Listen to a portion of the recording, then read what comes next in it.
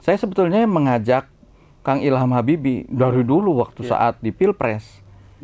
Kang Ilham, Akang nih putra presiden, layaklah punya terah dan maju aja sebagai cawapres. Waktu itu saya ingin pasangkan dengan Pak Anies Rashid Baswedan. Kenapa kemudian PKS mengiyakan begitu dengan Pak Ilham Habibie? Apa yang PKS lihat dari seorang Ilham Habibie? Beliau baru mulai di politik, tetapi keunggulan beliau adalah beliau sebagai teknokrat. Beliau cepat sekali untuk merespon berbagai masalah-masalah yang ada di Jawa Barat. Ada dukungan partai, di mana partai sudah memberikan kesempatan pada saya, dan yang kedua dukungan keluarga. Alhamdulillah nih, saya, istri saya juga. Kang Ahmad Saiku. Waalaikumsalam. Jadi istri saya. Siapa ini? Istri saya. Ya. Jadi 5 tahun yang lalu istri saya nggak ikut kampanye. Tentu dukungannya ya ada minuman ya. Minuman itu biasanya saya bikin sendiri. Itu serai, jahe, sama kayu manis. Itu yang kalau beliau mau pergi saya bawain itu. Sebetulnya bukan cuma itu sebetulnya. Membuatnya penuh dengan cinta. Ini silih asa, silih asih, silih asuh. Ini sebagai sebuah upaya untuk menguatkan bahwa menyelesaikan masalah-masalah tadi nggak bisa dengan semangat sendiri-sendiri.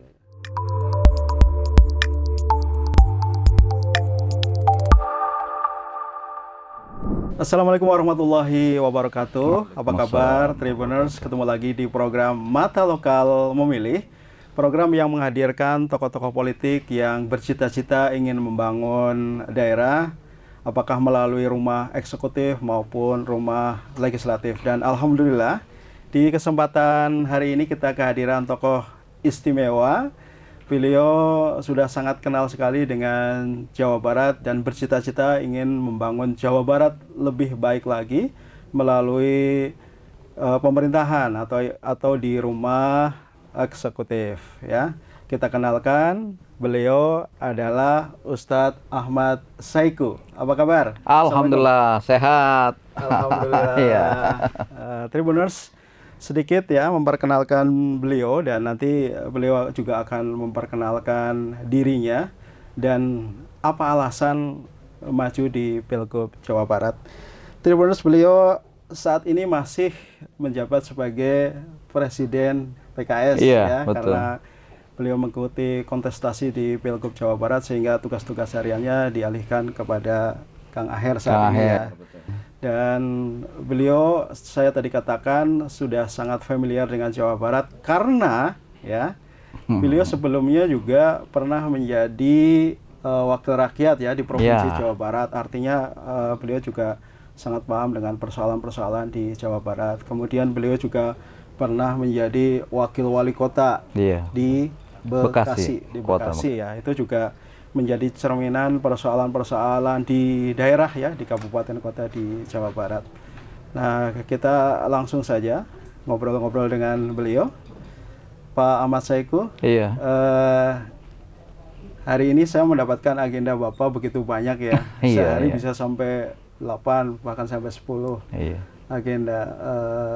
Hari ini kegiatannya apa saja itu? Kalau hari ini diceritakan kegiatan banyak sekali.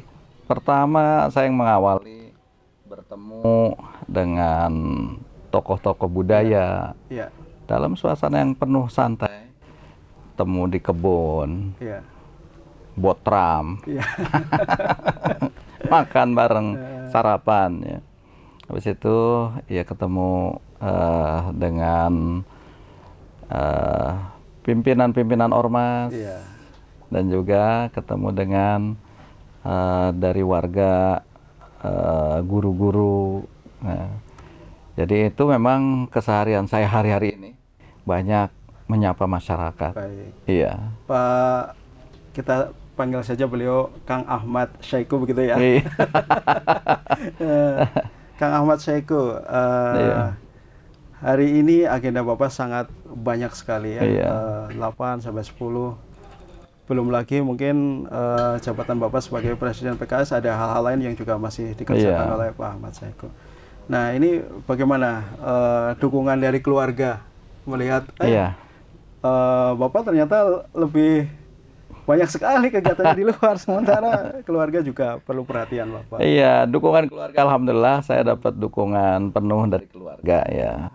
Istri saya memahami betul apa yang harus beliau kerjakan, dan begitu juga anak-anak.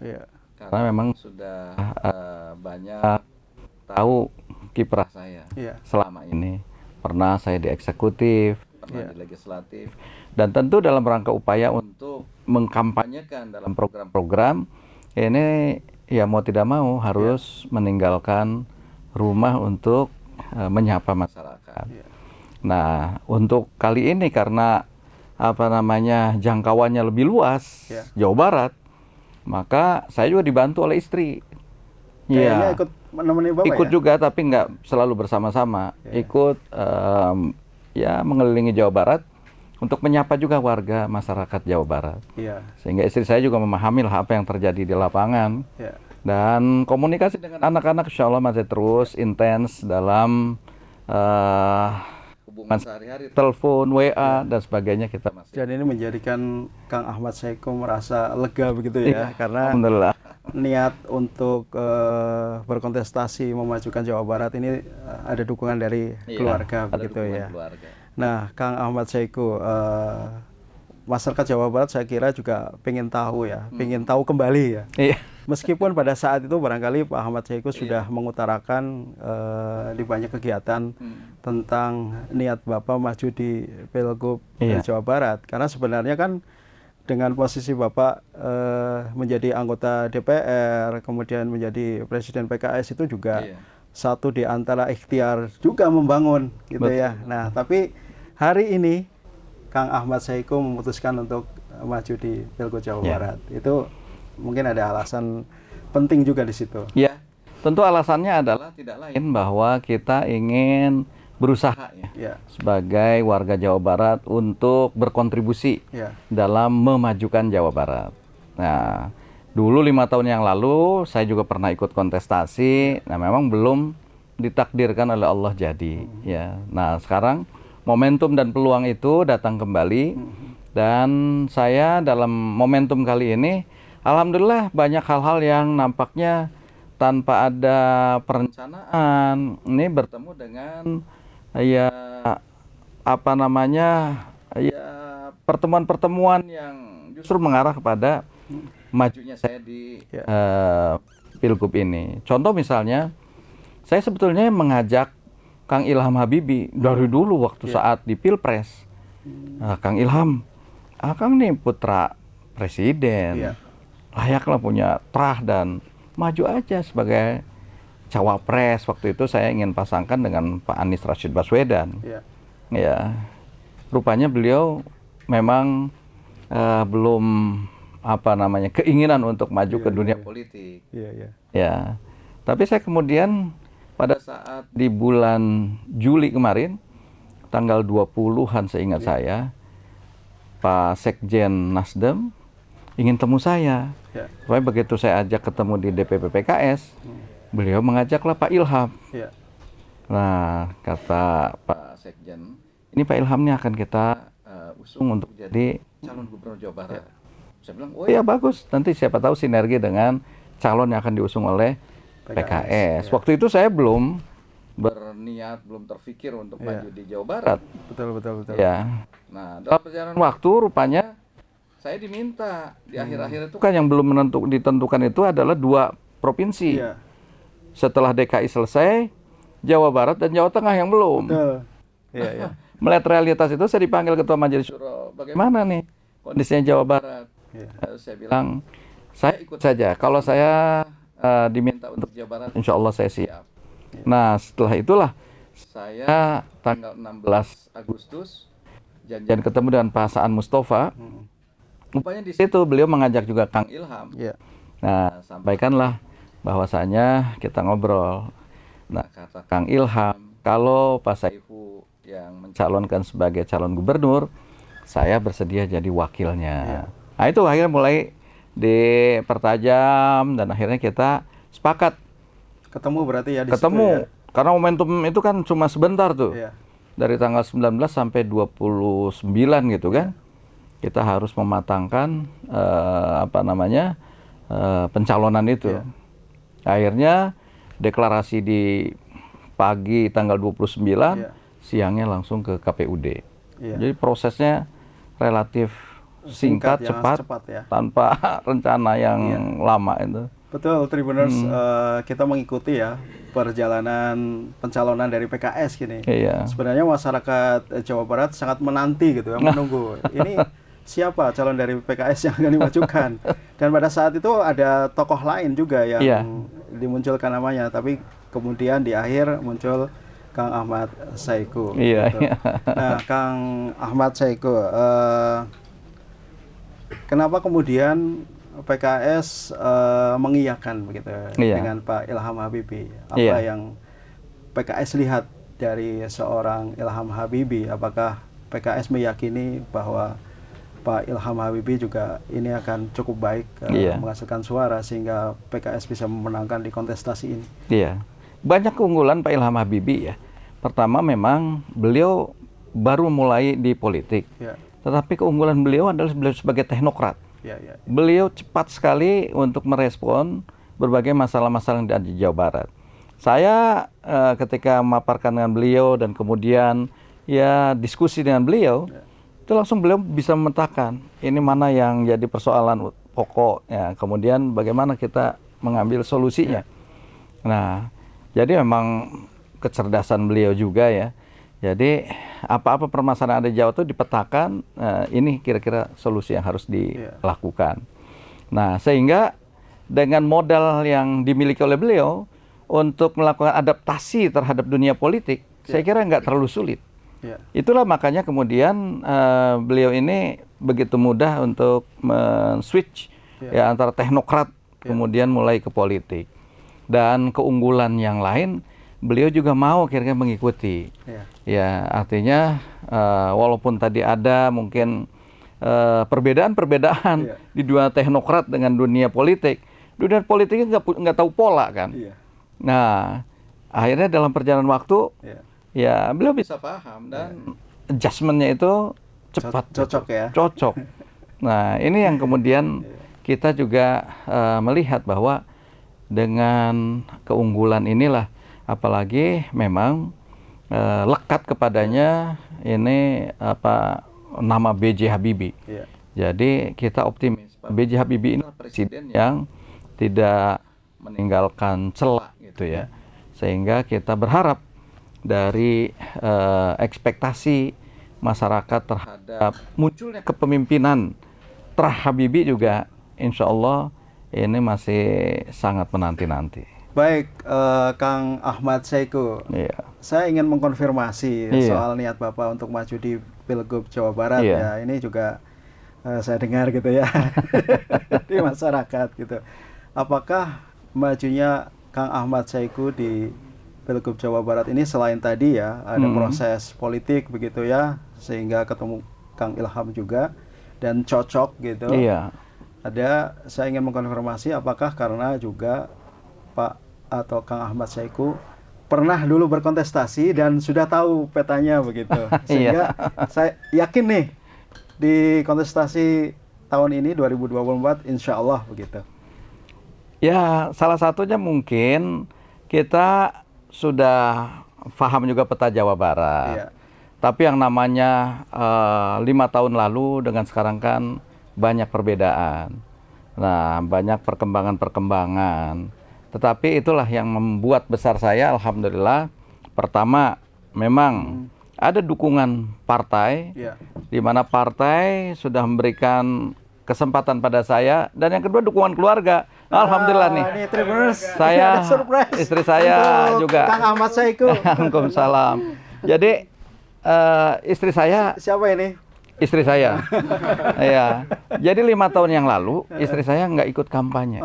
Kenapa? Karena beliau sebagai ASN di salah satu institusi pemerintah.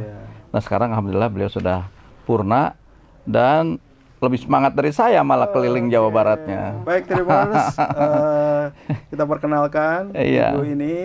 Namanya Ibu Lili Wahidah. Ibu Lili Wahidah. Beliau adalah istri dari Kang Ahmad Saiku, dan sebagaimana tadi disampaikan Kang Ahmad Saiku, beliau senantiasa mengikuti begitu ya, mendukung untuk ikut juga memperkenalkan ke warga masyarakat di Jawa Barat. Alhamdulillah sehat selalu Bu ya. Amin. Saya dengar juga dari tim Bapak gitu ya, kuat banget gitu. Dalam satu hari ada 10-15 agenda, tapi seperti tidak kelihatan letih gitu. Itu apa dukungannya apa Bu? Mungkin sedikit bisa disampaikan. Tentu dukungannya ya ada minuman ya. Minuman itu biasanya saya bikin sendiri. Itu serai, jahe, sama kayu manis. Itu yang kalau beliau mau pergi saya bawain itu. Sebetulnya bukan cuma itu sebetulnya. Membuatnya penuh dengan cinta. Itu sebenarnya yang paling utama.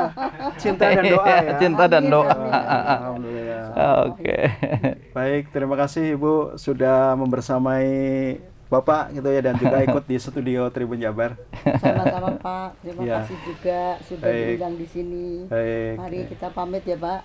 Ibu, nanti ditunggu Pak Ahmad Saiku biar ngobrol-ngobrol dulu sama saya. Baik Tribuners, kalau pasangan atau di tempat lain begitu ya, jarang sekali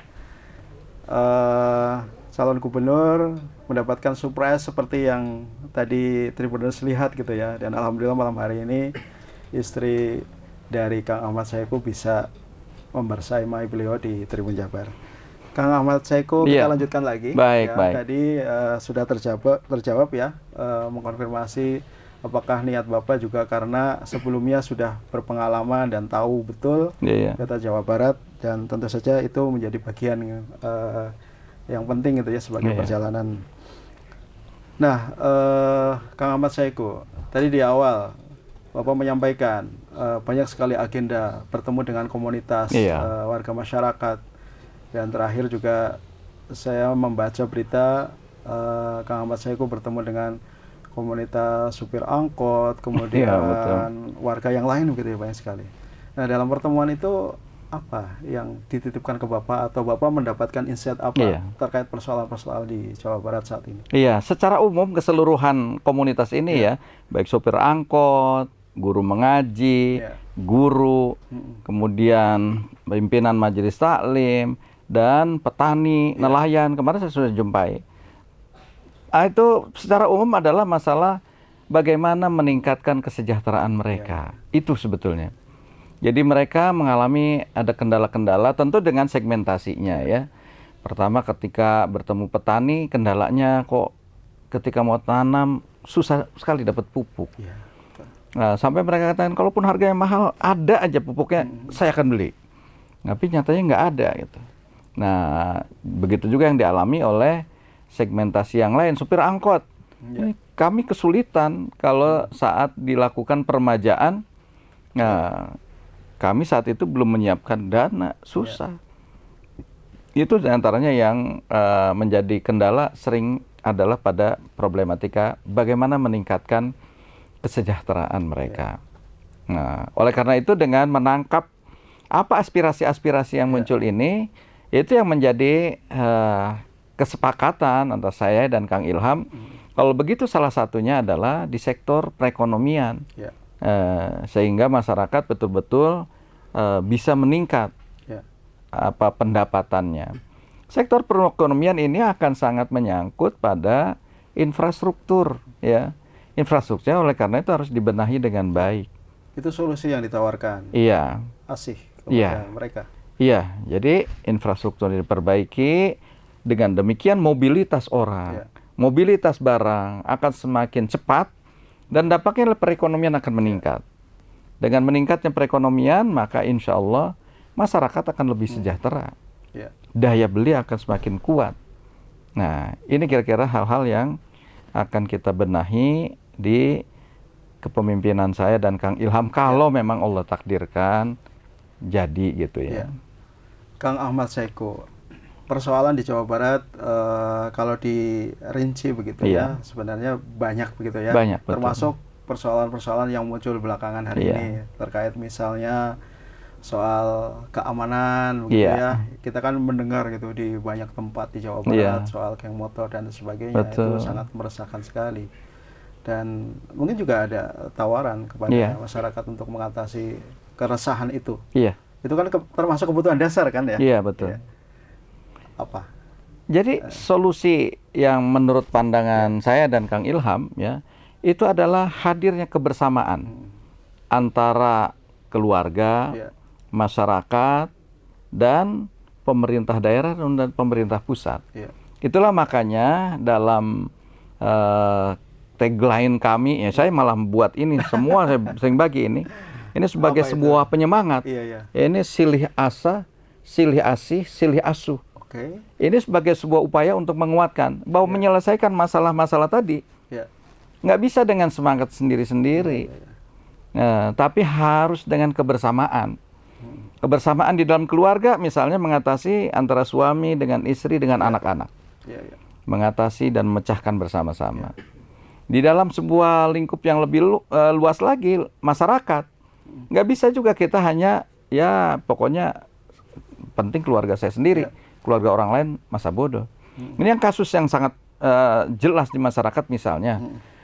Ketika kita membentengi anak dalam masalah pendidikan, kita ingin mendidik anak-anak dengan budi luhur, akhlakul karimah, kita sekolahkan di sekolah-sekolah unggul. Mungkin di sekolahnya betul, anak terjaga dengan baik.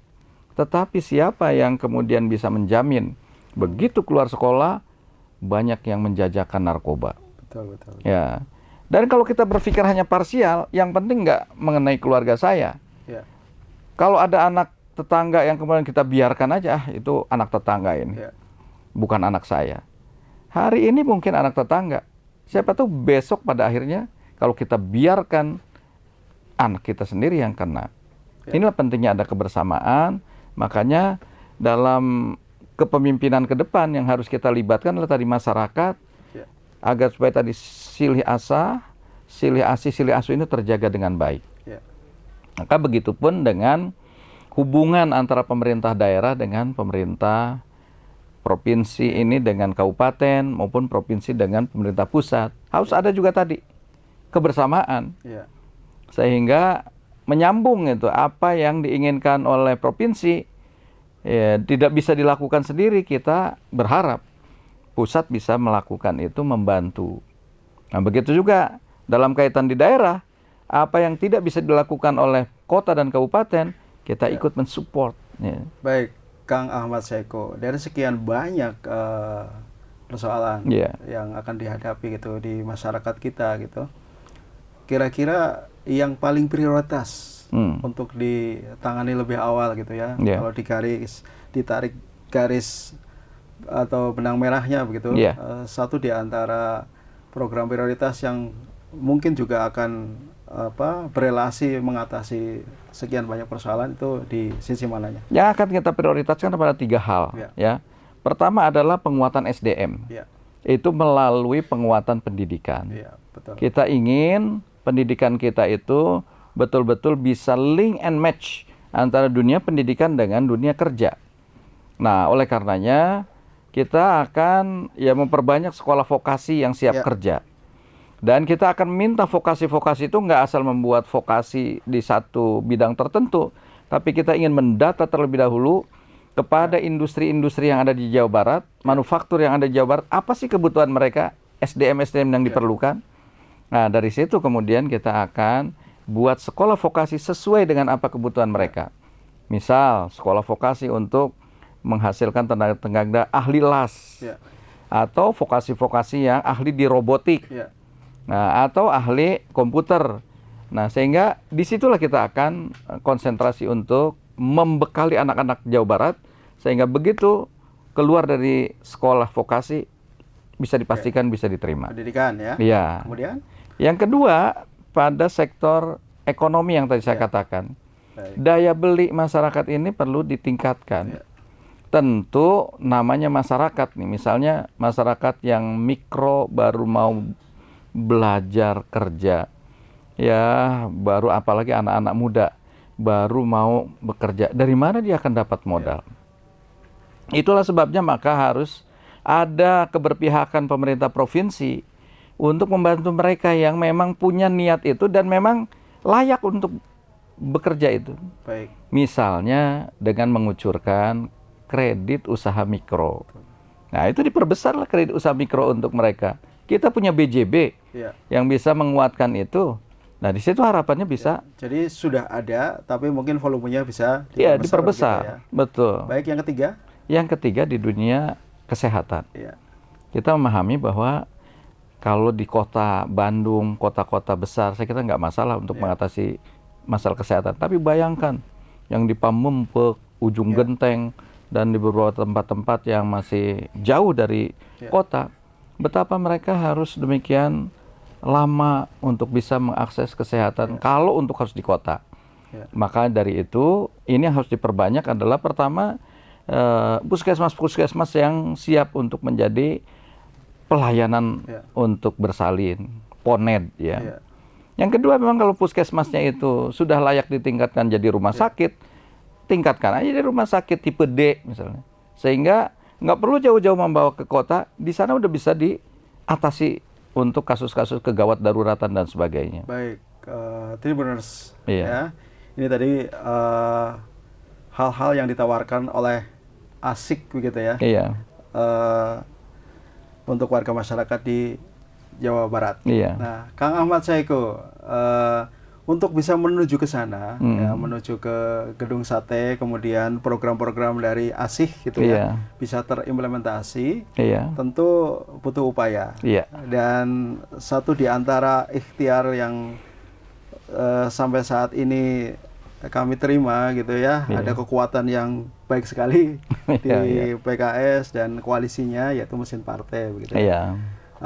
Ini sejauh ini seperti apa?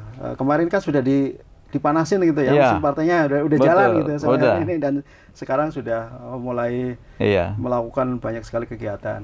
Jadi memang setelah deklarasi kemarin, kemudian pendaftaran KPUD, langkah pertama adalah konsolidasi partai.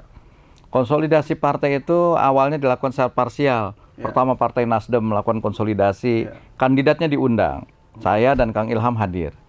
Yang kedua di PKS juga menghadirkan anggota DPR terpilih, DPRD ya, kemudian dari provinsi dan kota kabupaten juga kepala-kepala daerah dari PKS dihadirkan agar sinergi gitu antara pemenangan di Pilgub dengan Pilwako itu dengan pemilihan bupati. Yang kedua peran-peran dari pejabat publik di legislatif, karena ini baru juga pemilihan, itu juga bisa berperan. Nah, setelah itu apa? Kita juga melihat P3 juga melakukan itu. 3 partai ini sudah secara parsial melakukan konsolidasi.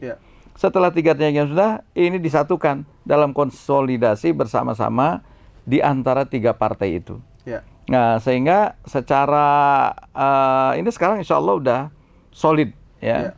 Artinya tinggal kita gerak. Nah, alhamdulillah sekarang sudah mulai gerakan-gerakan ini di partai-partai ini sudah mulai dirasakan. Baik, Kang Ahmad Saiku.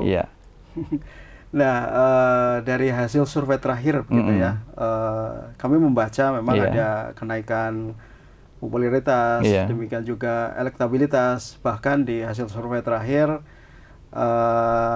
mereka menyampaikan wakil calon gubernur dari pasangan Bapak itu elektabilitasnya naik tinggi sekali dan mengalahkan calon gubernur begitu ya.